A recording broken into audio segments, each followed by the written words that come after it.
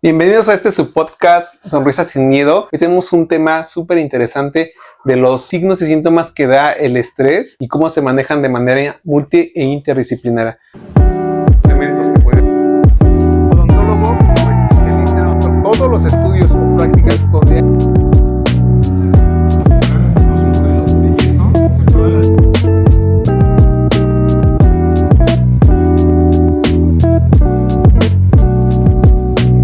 tenemos con nosotros a la maestra Karen Almaraz. Ella es maestra conductual. Bueno, ella nos va a explicar a qué se dedica porque tiene un nombre bien interesante. Yo para mí complicado, pero adelante, doctora. Sí, hola, yo soy Karen Almaraz, soy maestra en psicoterapia cognitivo-conductual, que es un enfoque de terapia.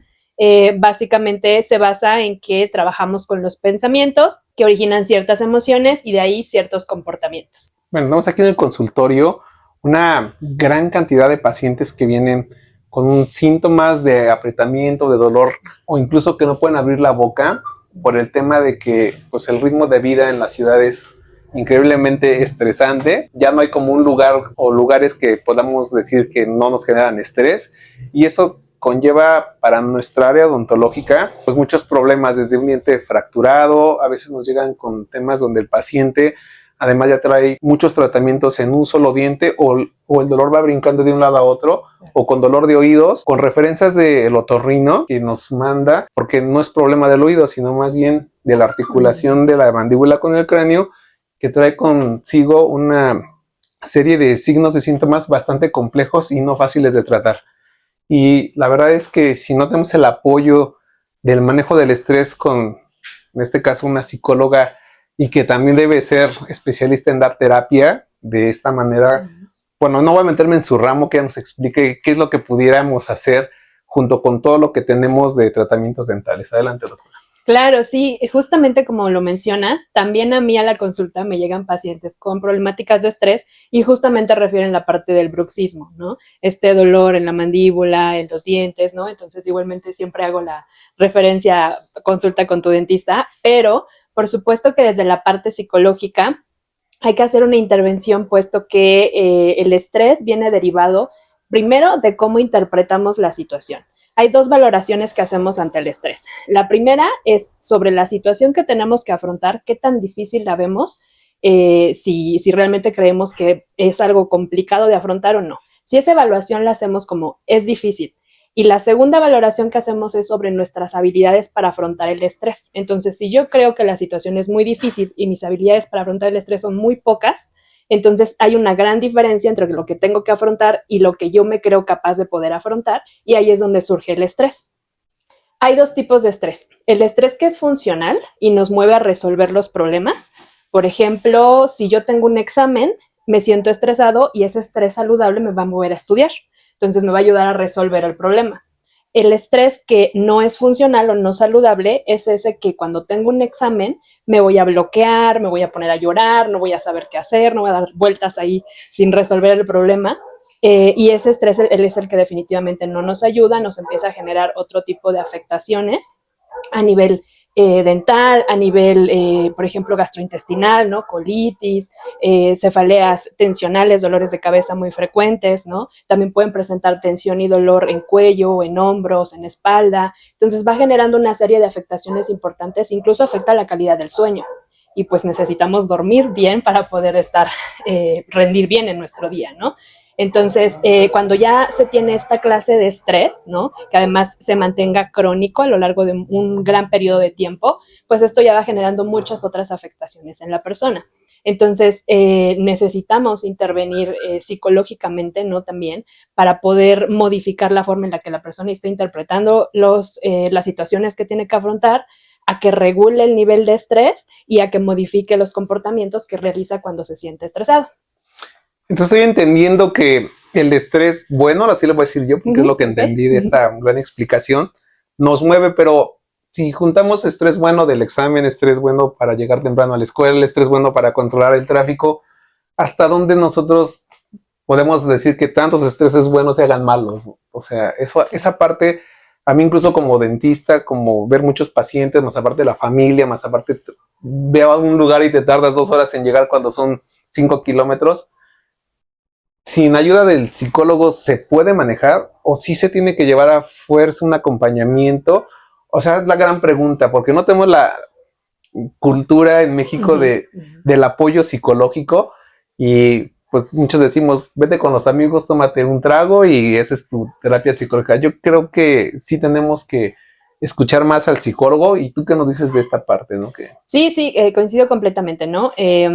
Las demandas de la vida diaria de pronto se vuelven excesivas. Entonces, ya en esta primera valoración que explicábamos que hacíamos, pues realmente nos damos cuenta que el estímulo o las cosas que tenemos que afrontar son demasiadas para lo que nosotros somos capaces, ¿no? O sea, solo tenemos, no sé, 24 horas al día, de las cuales dormimos 8, ¿no? Y ahí le vamos restando entre trabajo, familia, otras ocupaciones. Entonces, realmente estamos sobresaturados de actividades, ¿no?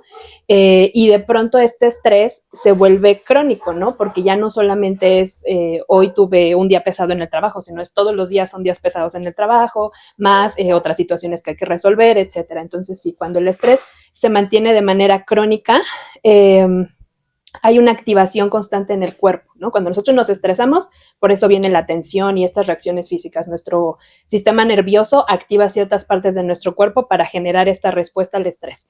Entonces, cuando nosotros nos estresamos, hay una activación. Si esta se mantiene crónica, por supuesto que el organismo lo empieza a resentir. Ajá. Entonces, necesitamos a lo mejor sí de mantenernos más como en una especie de montaña rusa emocional, pero sin picos tan altos, ¿no? Y sin bajadas tan intensas, ¿no? Ni tampoco de manera crónica y sostenida de manera elevada, ¿no? Entonces, por supuesto que sí podemos aprender algunas estrategias para lidiar con el estrés sin que necesariamente recurramos a un psicólogo, pero siempre es recomendable que cuando notamos que ya no estamos logrando hacerlo por nosotros solos, pues sí necesitamos de buscar un acompañamiento. Como bien mencionas, hay muchos mitos respecto a la terapia, ¿no?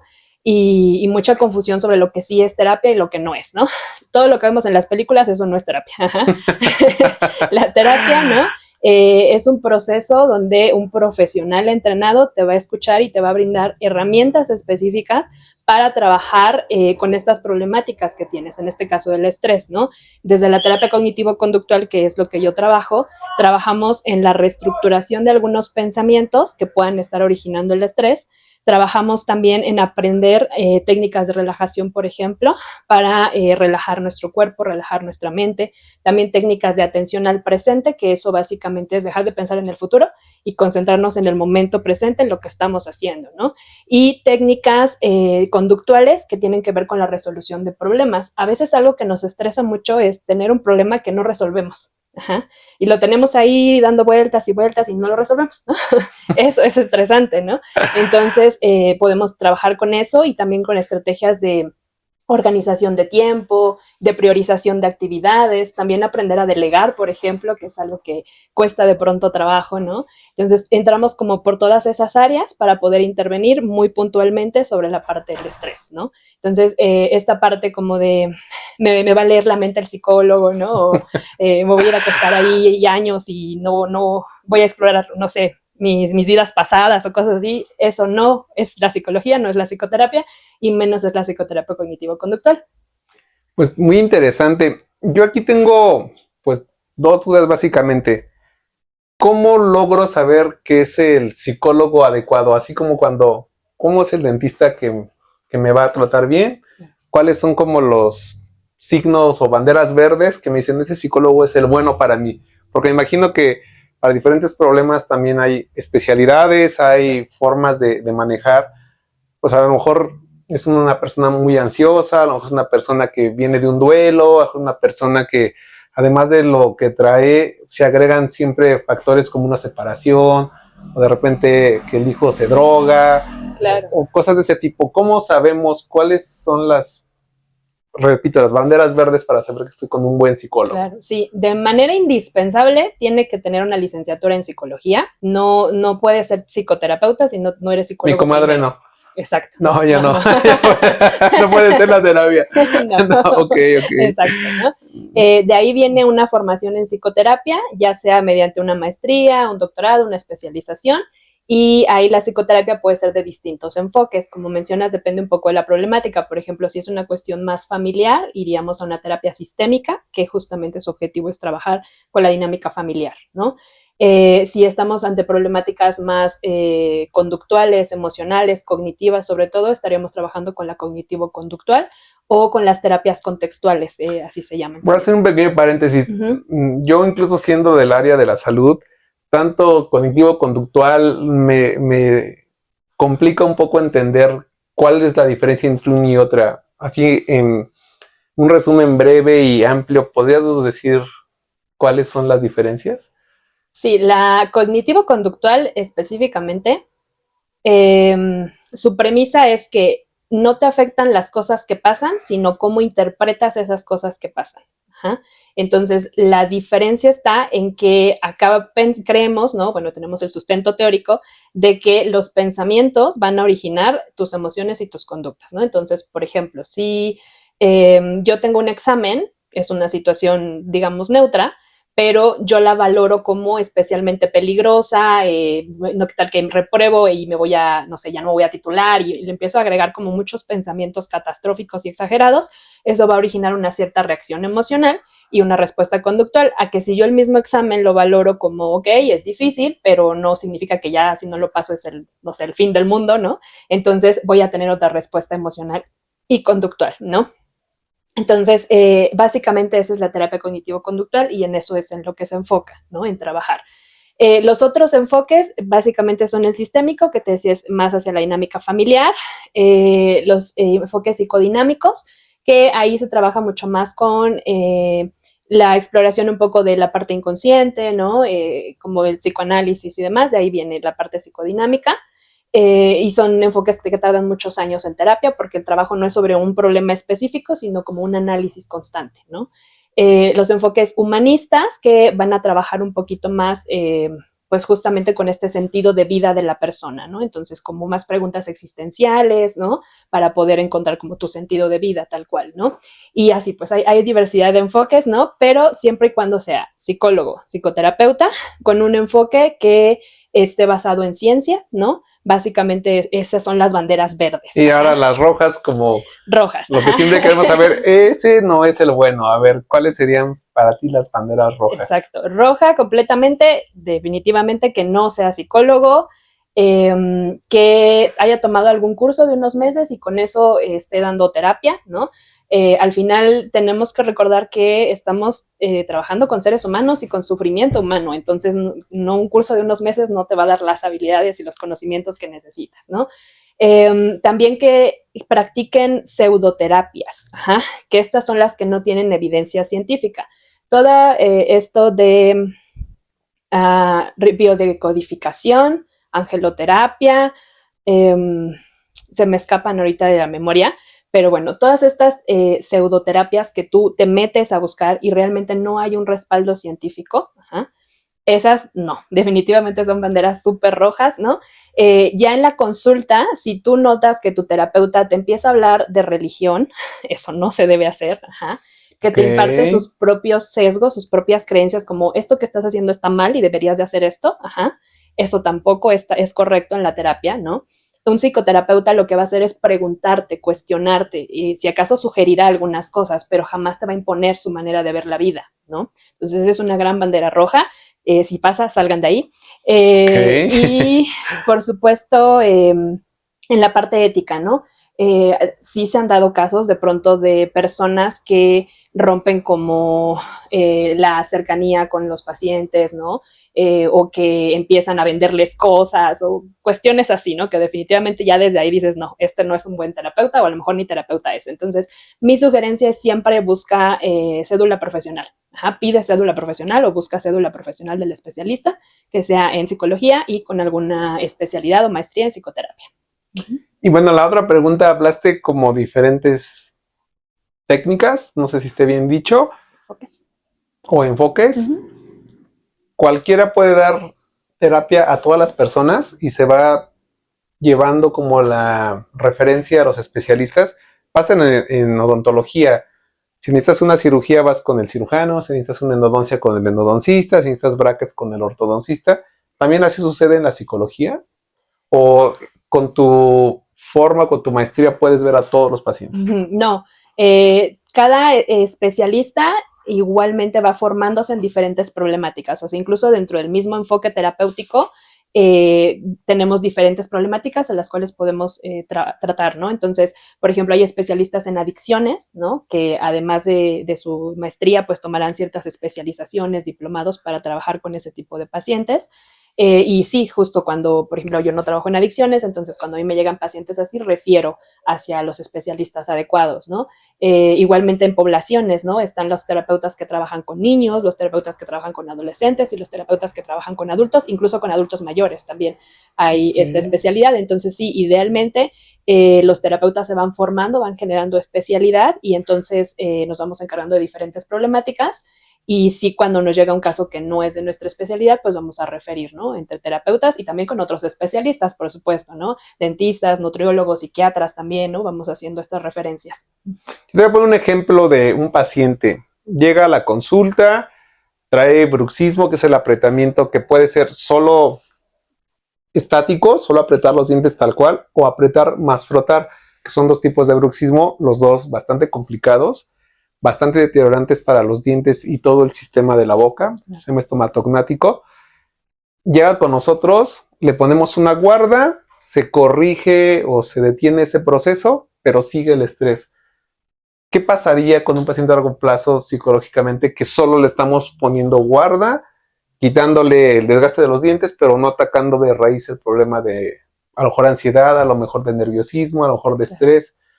¿Qué es lo que yo tendría que hacer como odontólogo?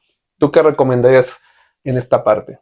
Bueno, definitivamente sí hay que hacer una intervención respecto a la manera en la que la persona está afrontando las situaciones estresantes, ¿no? Porque como bien mencionas, la guarda pues se encarga justo de resguardar, ¿no? Los dientes y demás, pero la persona se va a seguir sintiendo de la misma manera y va a seguir presentando el estrés de la misma manera, ¿no? Entonces, definitivamente, bueno, sí es recomendable esta parte de canalizar, de referir a un especialista, pero también se pueden trabajar estrategias de relajación, ¿no? Para que la persona pueda aprender a diferenciar cuándo está tenso y cuándo está relajado y entonces promover el estado de relajación.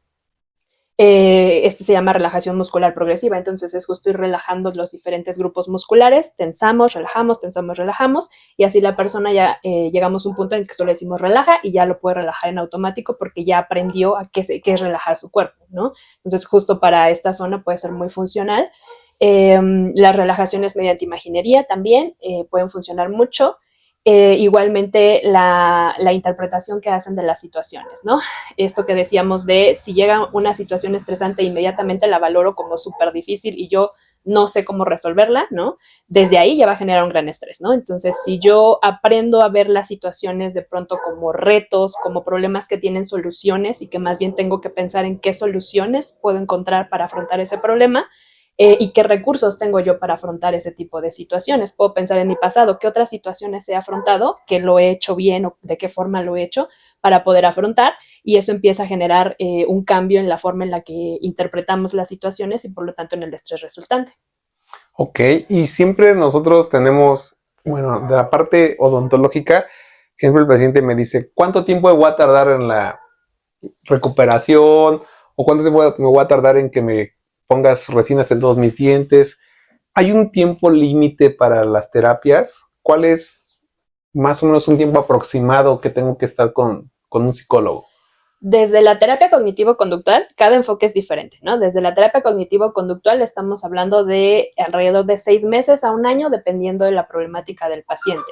También influye que si, por ejemplo, empezamos a trabajar con objetivo de estrés, pero de repente en el transcurso sucede alguna otra situación que se suma a objetivo terapéutico, pues va incrementando el tiempo, ¿no?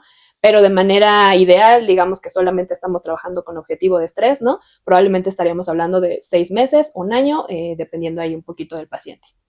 Ok, qué interesante. Yo pensé que era como 2, 3 citas y ya podíamos pensar en mejorar.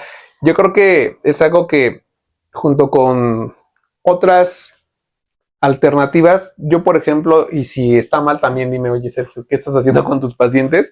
Les mandamos a hacer ejercicio aeróbico, de menos a más obviamente, y un ejercicio que puedan estar haciendo de manera fácil. No lo vamos a mandar a hacer un ejercicio que a lo mejor nada y no hay alberca por su casa, cosas así. o caminar o yoga. Me han dicho mis pacientes que les ayuda mucho la meditación. ¿Usted qué opina de esas terapias, doctora? Sí, son, bueno, desde mi enfoque es más un recurso de apoyo, ¿no? Pero sí, por supuesto, buscamos mucho promover la activación física en todos los pacientes. Y este tipo de ejercicios como los que planteas, ¿no? Por ejemplo, el yoga algo que tiene es que como vas haciendo ciertas posturas y evidentemente al principio no te van a salir bien, es una forma también de entrenarte a la frustración de que no te salgan las cosas y de aprender a tolerar, ¿no? De pronto el que no me sale también como yo quisiera. De pronto para estas personas muy perfeccionistas, muy exigentes, ¿no? Puede por ahí también funcionar por ese aspecto, más obviamente en la parte de la actividad física que están realizando. Y de manera general, pues sí, todo tipo de ejercicio también va a funcionar mucho porque el ejercicio en general nos va a generar emociones de las que llamamos positivas porque se sienten agradables, ¿no? Nos sentimos más felices, más orgullosos, con más energía, ¿no? Entonces, realmente sí también es una buena estrategia para poder lidiar con el estrés. Ok, entonces tenemos varias alternativas, no solo es la guarda o el tema de venir con el dentista para reparar la muela que nos duele, porque nos ha pasado que duele una muela o un grupo de dientes, podría ser la parte superior derecha, luego duele el lado contrario, luego abajo y de los dos lados, y no es un tema que se tome a la ligera porque no se aprieta solamente una noche o 2 noches, a veces es toda la noche con fuerza bastante, valga la redundancia, agresiva para los dientes o fuerte, y eso hace que tengamos una situación de deterioro que no se puede resolver solo con el dentista. Tenemos que tener alternativas que ayuden al paciente y no solo en la parte dental. Decíamos hace un momento que también son afectaciones, comentaba la doctora, que van deteriorando todo el cuerpo. Yo no las veo porque pues mi especialidad solo es en cabeza y cuello, por así decirlo. Sin embargo, tenemos pacientes que se les pone la guarda, dejan de sentir el dolor en la musculatura, pueden abrir mejor la boca, pero de repente me dicen es que tengo cita con el gastro, tengo cita con otros especialistas, se les empieza a caer el cabello, se les empieza a romperse las uñas, que son situaciones que son directamente relacionadas con el estrés. No sé qué paciencia ha tenido, cuéntanos alguno que por ahí de manera extrema, que nos gusta siempre escuchar así la parte de, oh, el paciente vino y lo pudimos recuperar de cierta manera. ¿Algún paciente que nos pueda comentar, doctora?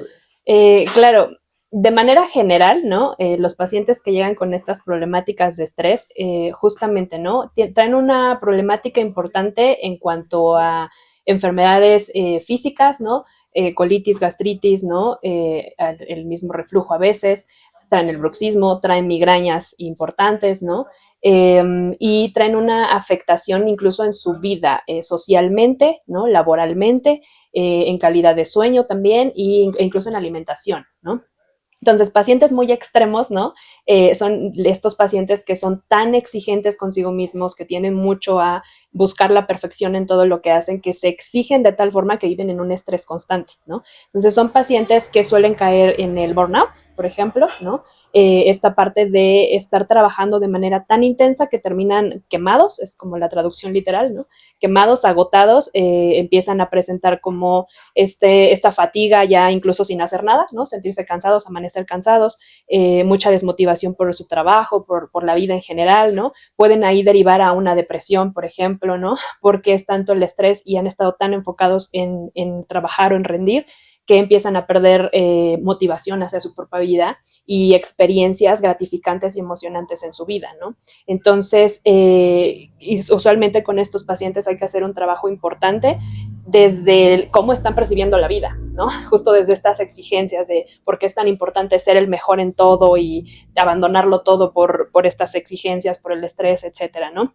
Entonces, desde ahí hay que hacer un trabajo importante. Sí, ha habido recuperaciones bastante impresionantes que yo cuando veo de sesión 1 a la última sesión es, wow, es otra persona, ¿no? La que se va de aquí de consulta, porque ya son pacientes que llegan ya diciéndote al final de las sesiones, no sé, me ofrecieron esto es mi trabajo, pero ya dije que no porque preferí pasar tiempo con mi familia o preferí descansar o preferí tiempo para mí mismo, ¿no? Que son cosas que al principio era impensable que estos pacientes hicieran, ¿no?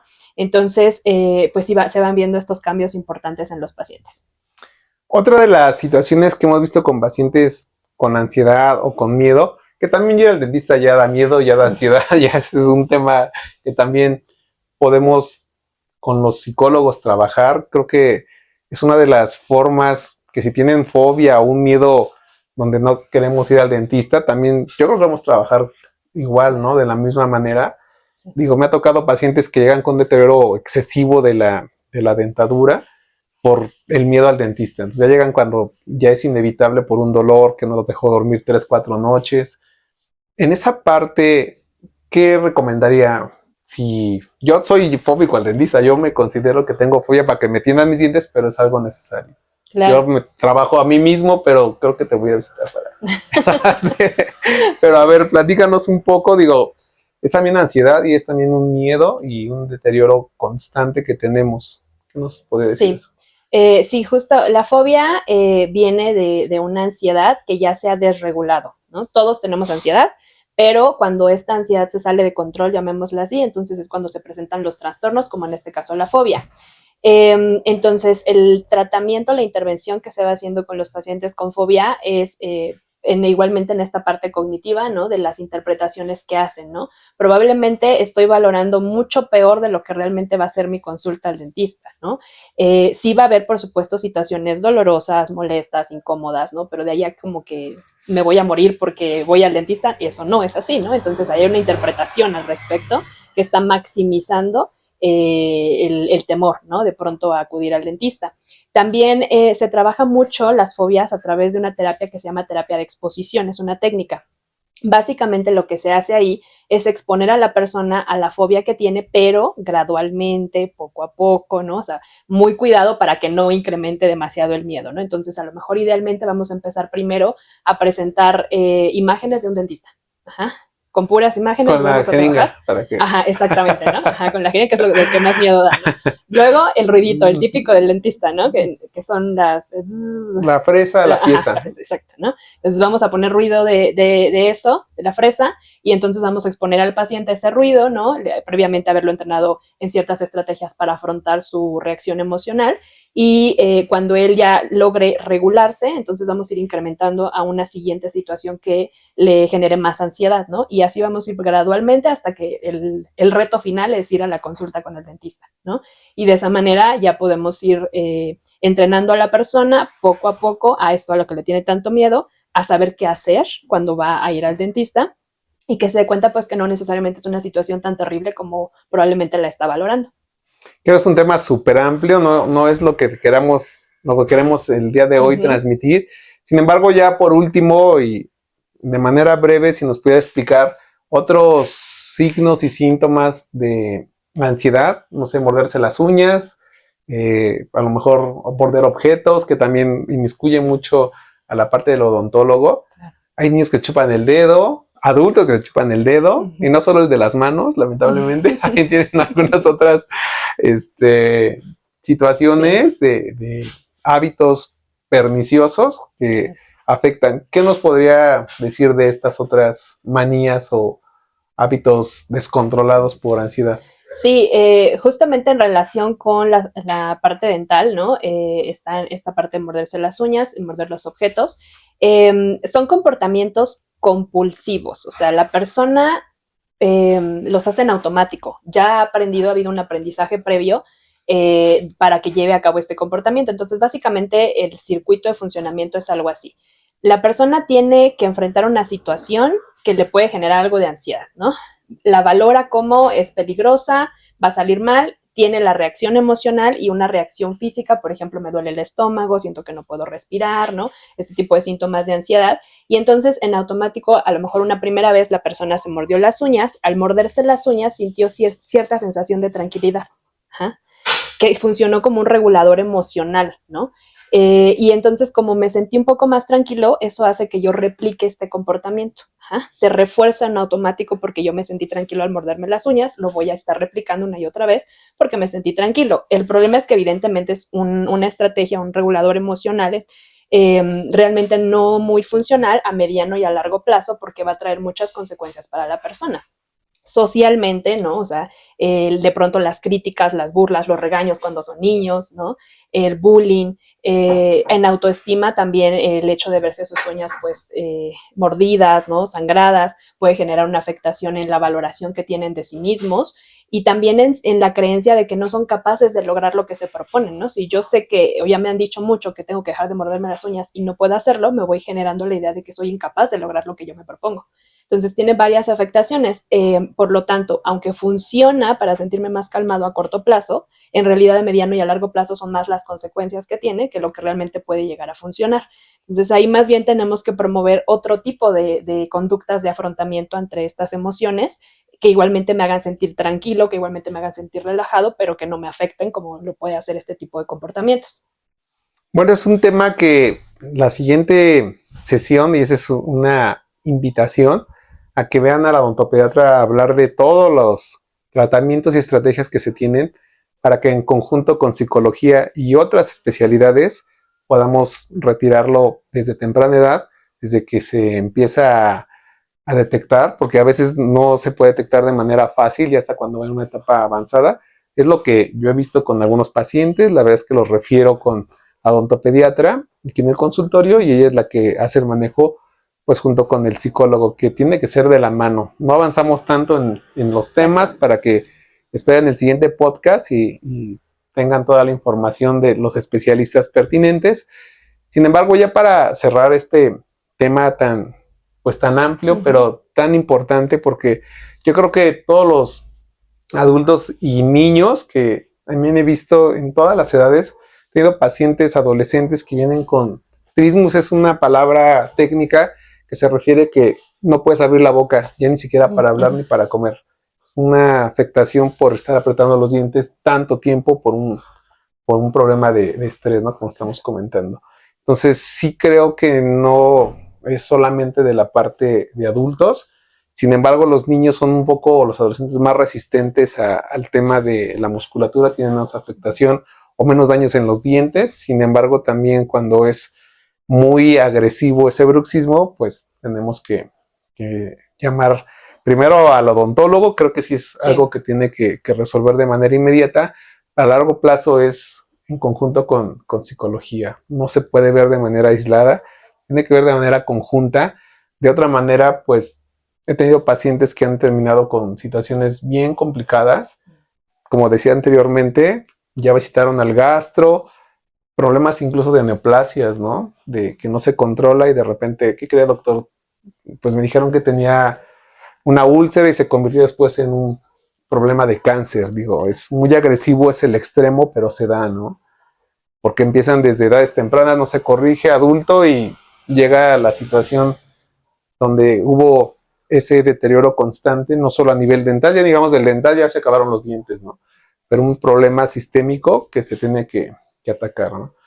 Sí, así es. Definitivamente el trabajo en conjunto es sumamente importante, ¿no?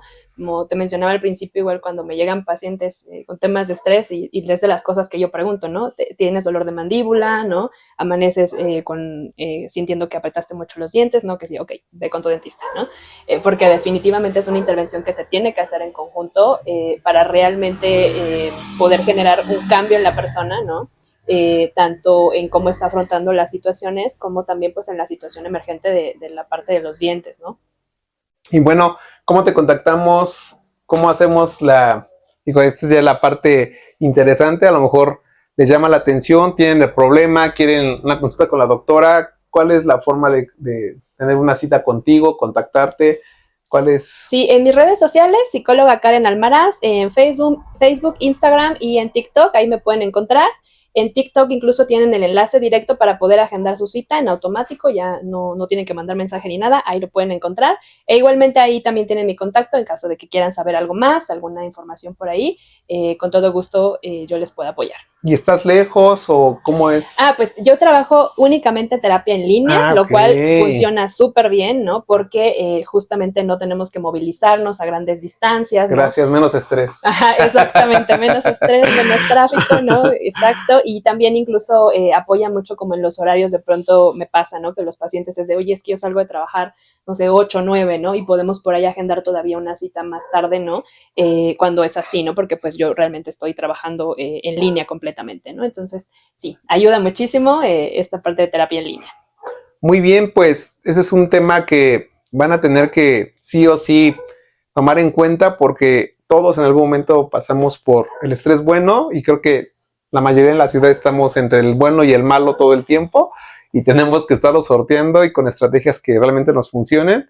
Obviamente con el dentista, pues ni modo de estar casados con la guarda si es que no mejoran, pero hay otras alternativas como ya lo vimos. Está la terapia, está el ejercicio, está la guarda y está pues, la vida que no se puede parar, ¿no? Entonces hay que estar siempre en constante equilibrio, ¿no? Con diferentes formas.